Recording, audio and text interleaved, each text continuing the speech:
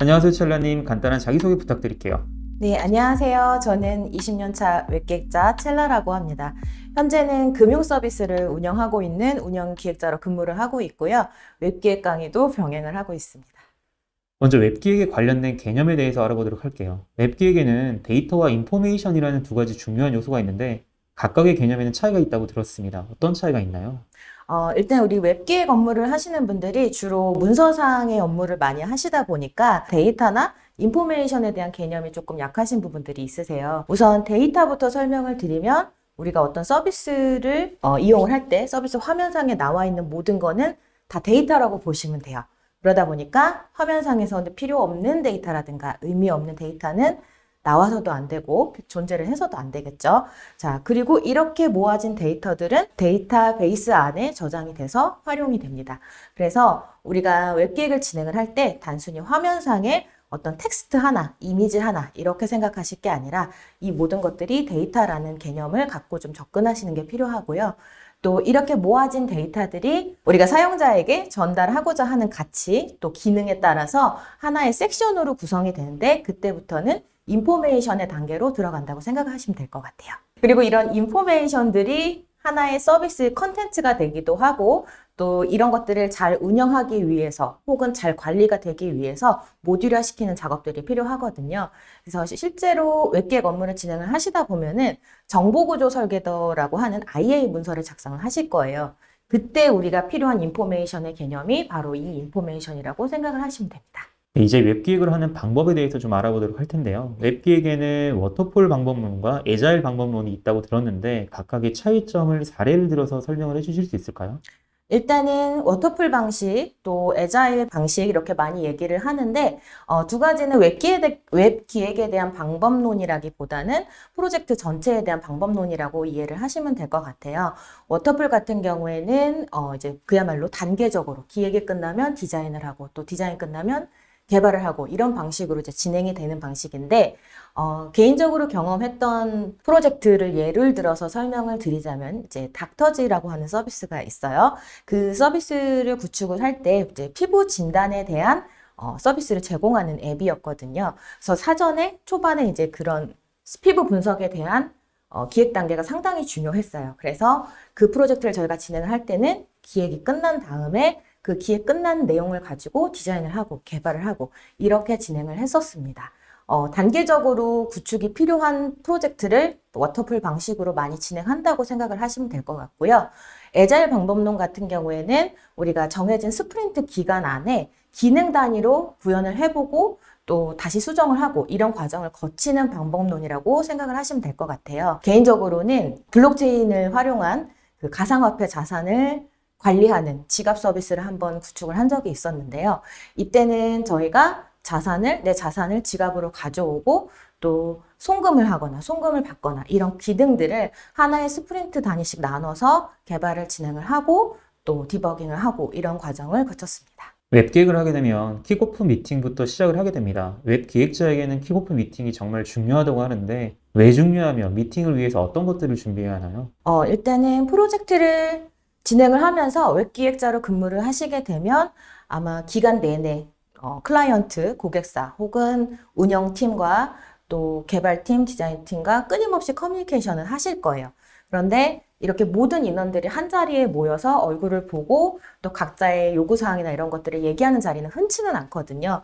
그러다 보니까 이제 첫 만남인 킥오프 자리에서 인사도 하고 뭐 서로 얼굴도 읽히고 이런 과정도 있지만 실제로 해당 서비스가 구축이 돼서 운영이 될 때 그 운영자들이 필요로 하는 기능이라던가 현재 업무를 진행하시면서 어려움을 겪고 계신 부분이라던가 이런 부분들을 조금 생생하게 이야기로 정말 들을 수 있는 중요한 자리거든요. 그래서 이 자리를 가실 때는 그냥 가진 마시고 해당 산업군에 대해서 조금 스터디도 하시고 또 우리가 RFP나 이런 문서상으로 전달된 요구사항을 구현하기 위해서 필요한 기술들 이런 것에 대해서도 조금은 스터디를 하시고 참여하시는 게 좋습니다. 클라이언트가 있든 아니면 자사 서비스를 기획을 하든 웹기획자에게는 기획에 관련된 요구사항을 수집하고 정리하는 게 매우 중요한데 요구사항을 수집하는 꿀팁이 있을까요? 일단은 요구사항이 뭔지에 대해서 조금 개념을 잡고 가시는 게 좋을 것 같아요.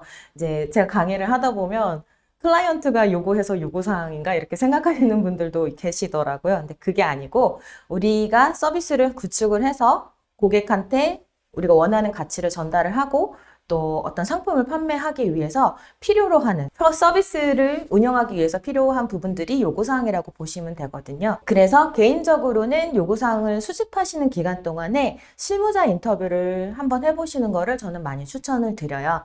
우리가 RFP나 이런 문서상으로 전달되는 요구사항 같은 경우에는 단순히 기능적인 부분들만 정리되어 있는 경우도 있거든요. 근데 실제로 이 서비스가 구축이 완료되고 운영이 될 때 그 업무를 담당하셔야 되는 실무자들이 필요로 하는 기능은 조금 다를 수도 있고 또 이제 기능상으로는 뭐 예를 들어 SNS 로그인 기능이 필요하다 이렇게 정의를 해 놓으셨지만 그게 왜 필요한지 회원가입 단계를 줄이고 싶으신 건지 혹은 다른 목적이 있으신 건지 이런 것들을 파악하는 게 더 중요하거든요. 그래서 단순히 문서상에 있는 기능들을 우리가 구현을 해야 된다. 이 기능, 이 차원에서만 접근하지 마시고 실제로 서비스를 운영하는 사람 그리고 실제 고객들한테 많이 들어왔던 VOC라든가 이런 게 있으시다면 실무자 인터뷰를 통해서 그런 내용들을 한번 좀 쭉 수집을 해보시는 것을 추천을 드립니다. 그렇게 수집한 요구사항을 정리하는 꿀팁은 있을까요?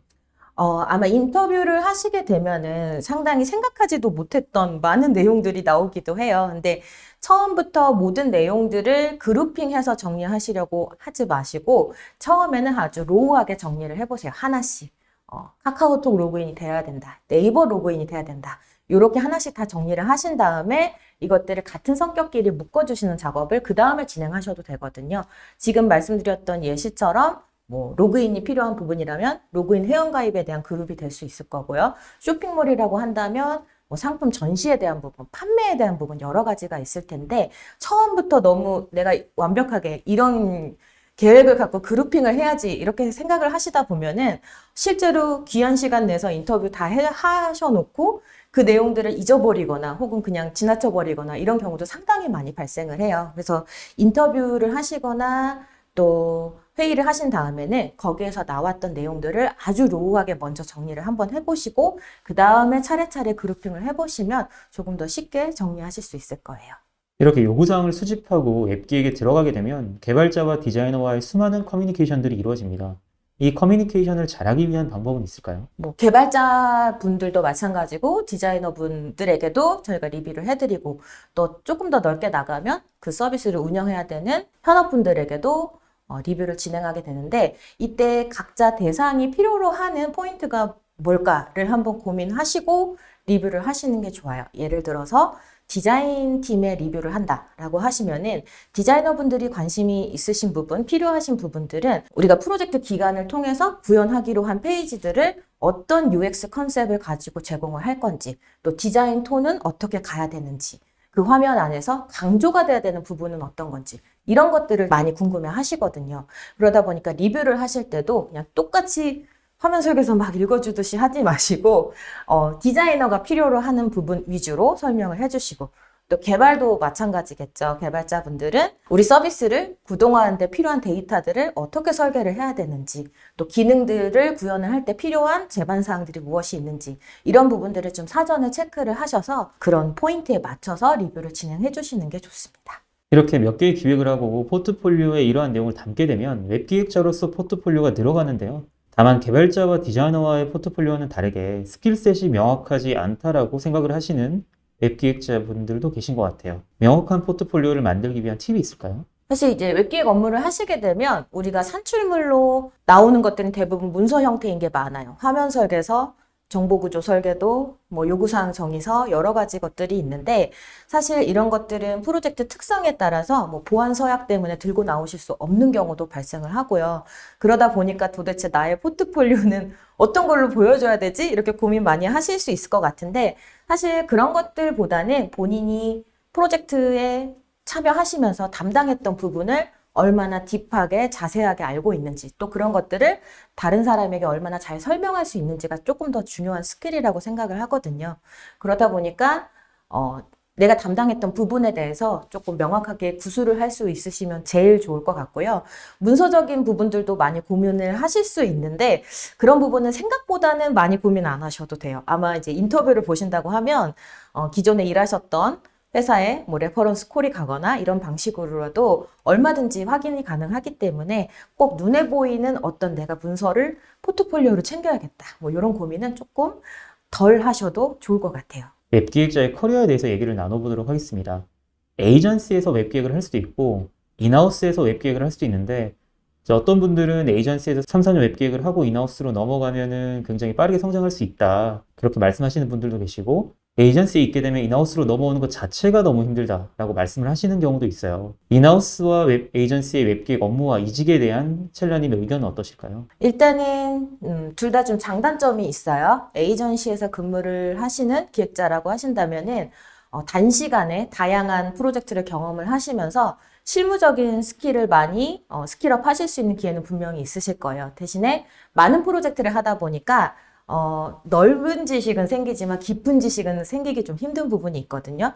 반대로 인하우스를 하시면 반대가 되겠죠. 어떤 특정 산업군이나 서비스에 대해서 조금 딥하게 알아가실 수 있는 부분은 있지만 좀 넓은 다른 비즈니스에 대한 부분들은 조금 얻어가시기가 힘든 부분도 있어요. 그래서 저는 개인적으로 추천을 해드리자면 반드시 에이전시, 뭐 인하우스 이런 방향으로 보시기보다는 초반기에는 좀 다양한 프로젝트를 경험을 하시면서 나에게 잘 맞는 비즈니스 분야가 어떤 것인지를 한번 탐색해 보시는 게 중요할 것 같아요. 예를 들어서 나는 커머스가 잘 맞는구나 이런 판단이 드신다고 하면은 다양한 커머스에 대한 경험을 좀 해보시면서 커머스 프로젝트에 대한 깊이 있는 지식도 좀 스터디를 하시고 이런 기획자가 되시면 그 다음에는 커머스에서 좀 유명한 큰 업체들 그런 데로 이직하실 수 있는 기회도 충분히 있거든요.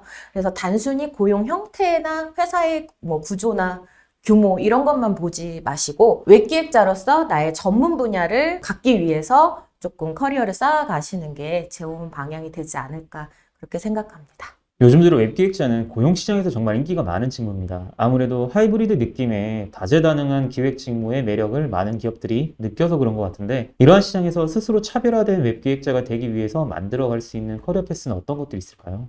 네, 조금 전에 말씀드렸던 거랑 좀 연결이 되는 부분 같아요. 기획자로 이제 계속 근무를 하시게 되면은 분명히 본인이 자신 있어 하는 전문 분야가 생기시거든요. 자, 그때 필요한 거는 기술적인 부분에 대한 스펙도 물론 중요하지만 그 비즈니스에 대해서 많이 알고 계신 게 더 중요해요. 커머스 쪽을 하신다고 하면 커머스의 전체적인 산업이 어떻게 돌아가는지 또 실무는 어떻게 돌아가는지 이걸 우리가 웹이나 앱으로 구현할 때는 어떤 기술이 많이 사용이 되고 요즘 트렌드는 어떤 건지 이런 방향으로 조금 스터디를 많이 해보시는 게 좋지 않을까 네, 그렇게 추천드리고 싶어요.